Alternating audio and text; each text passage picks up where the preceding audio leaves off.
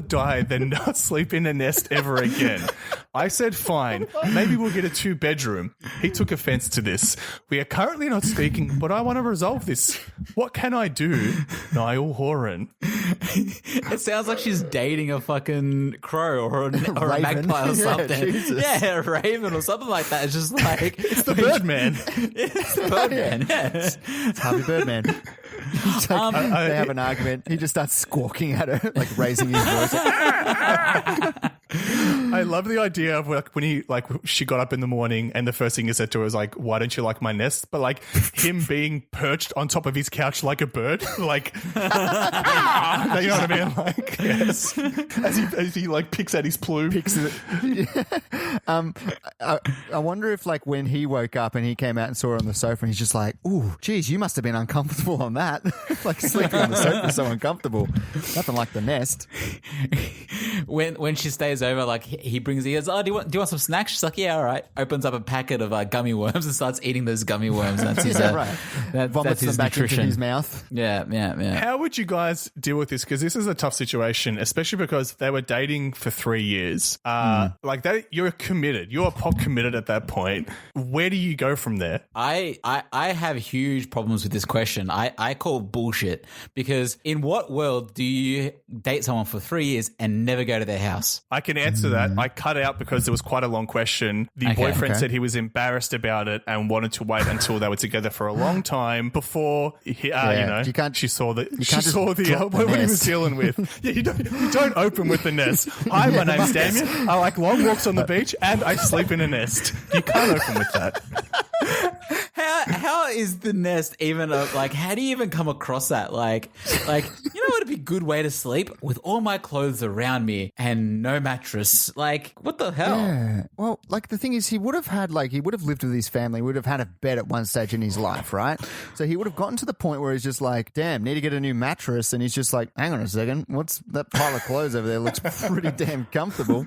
And he just fell asleep and he was like, you know what? The mattress industry is a sham. It's all just, it's doctors that want to get you to, yeah. It's big lumber, just trying to make that cash. Yeah, of course. It's basically, physio industry created the mattress industry to make you sleep on a mattress so you get a sore back so you go to the physio, when really nesting is where it's at. He sounds like the Mowgli, but like the bird version of that. Like he was raised by crows or something like that, where it's like, what are these humans sleeping on mattresses for? It's like, then he's like, you're a human too. So then he makes a nest like that. I don't know. He's Birdman. The thing that's worrying is that he's obviously quite attached to the nest. Like her attacking the nest. He's basically like, if you can't handle me at my worst, you don't deserve me at my nest. He's like, that's basically he is Marilyn Monroe. That is who he is. Oh boy. He's too invested in the nest, right? Yeah.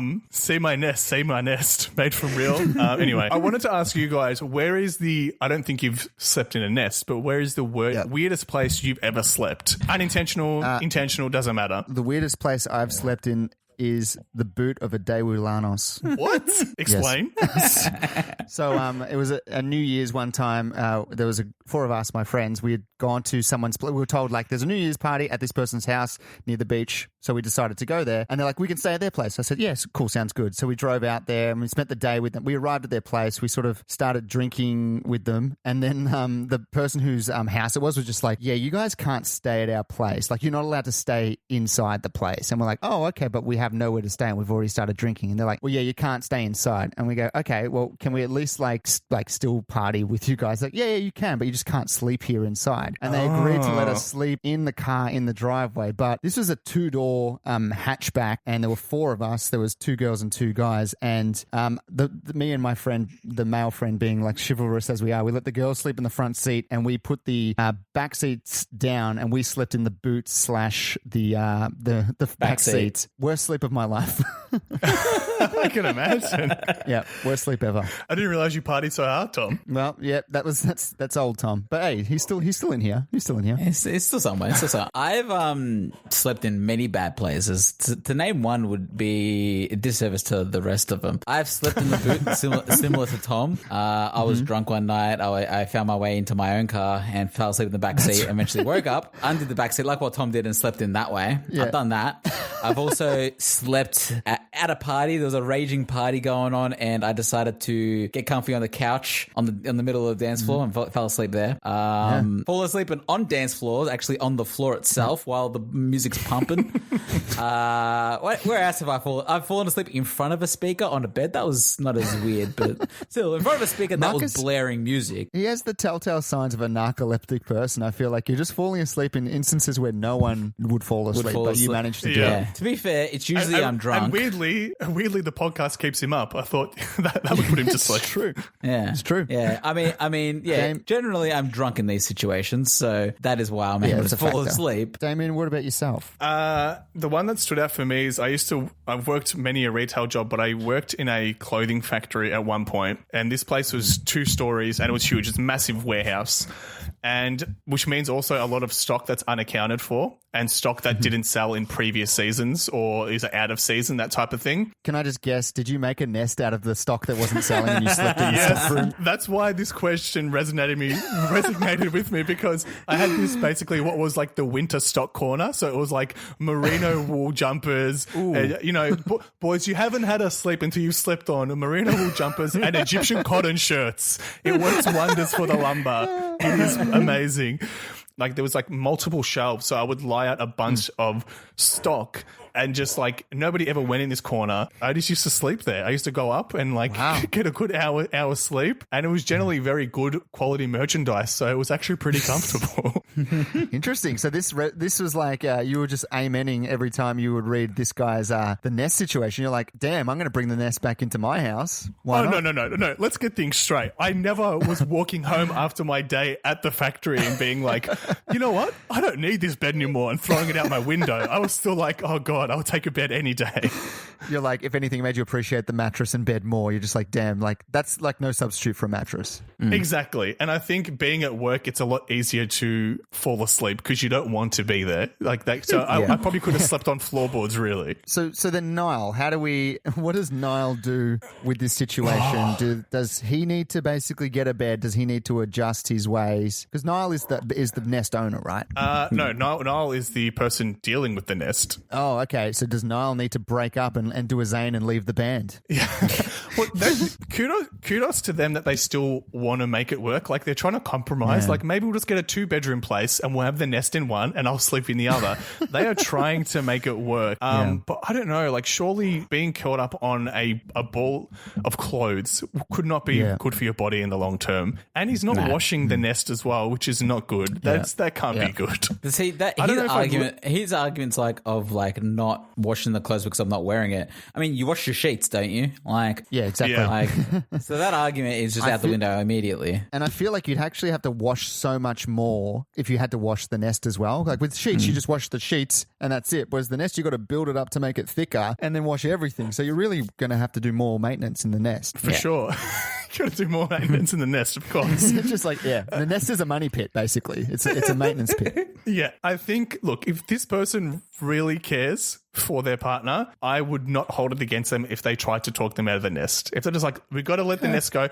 You have to know when to leave the nest, as they say. And I think it is time for this person to be like, look, I love you, but I don't love the way you sleep. And if this is going to make it work, then we've got to fly together. We both have to leave the nest. You could very easily just say, eventually get to the point where it's me or the nest. I can't sleep in a nest. So either it's me or the nest. And leave him with that decision. It'll get to a point though. Let's just say if Niall does convince the boyfriend to leave the nest, and then down the track they sleep in beds and everything's all fine. You know that Niall's going to be like, you remember when you used to sleep in a fucking nest of clothes? Like it's going to come up. Or if they're having a fight, they're just like, why don't you go fucking sleep in your nest then? Like, it's going to come up. Oh man, I don't know. You would think about it all the time. You would, like, literally every time you go to bed, you'd be like, remember when my partner slept in a nest? It would always be on your mind. You'd be asking yourself, is he comfortable or is he just doing this because he loves me? Does he really? Is he thinking of the nest right now? Is that what he's thinking of? Other beds, the nest? Other sleeping? I can just imagine her like Niall making the bed and then finding like twigs sticking out from under the mattress and be like, you've been nesting again, haven't you? Look at me. Look at me. You promised you wouldn't. You promised you'd stop. And he attempts to fly out the window and just immediately plummets to the ground. Damn, I thought it was open. I think that's pretty sound advice for Niall. What do you think, boys? Yeah. I think so. All right. Let's leave it there for Niall. Let's leave it there for the podcast, actually. That is all the time we have. But great questions brought to the table, as always. I'm sure you boys have many things to do right now, so we probably need to rush off. Am I assuming that correctly? Yeah. You assumed very incorrectly, Tom. I'm rushing to have a shower, and I've got to say, during this whole period, I've looked forward to showers more than anything else. Like every time I always like, usually I used to like wake up, have a shower and go to work. Now I'm like, oh yeah, I'm going to have a shower like 11 o'clock. It's going to be beautiful. And it's really nice. I'm really enjoying my showers at the moment. Serves a function, and it's a comfort thing as well. Rather than just being something you have to do, you do it and you enjoy it. Yeah. There's nothing wrong with a bit of self-care, Marcus. No, and to answer your question, Tom, the probably only thing I'm probably doing tonight is just going to go pick up some butter chicken just down the road. So that's about it. Yeah. It's 35 Ks away. It's just around, just a skip and a jump away. Yeah, it's a very long road, but it is just down the road. One road though. Well, look, obviously we've all got things to go and do, so let's head off and do that. Meanwhile, if you want to get in touch with us, you can email us at tqhpodcast@gmail.com. If you've got anything to say, want to say hi, want to ask a question, please feel free to do it there. But until next week, that is all the time we have for the show. Thank you to everyone out there for listening. Thank you, of course, to Marcus. Thank you, Tom. Thank you to Damien. Thank you, beautiful boys. And as we end every episode, stay curious.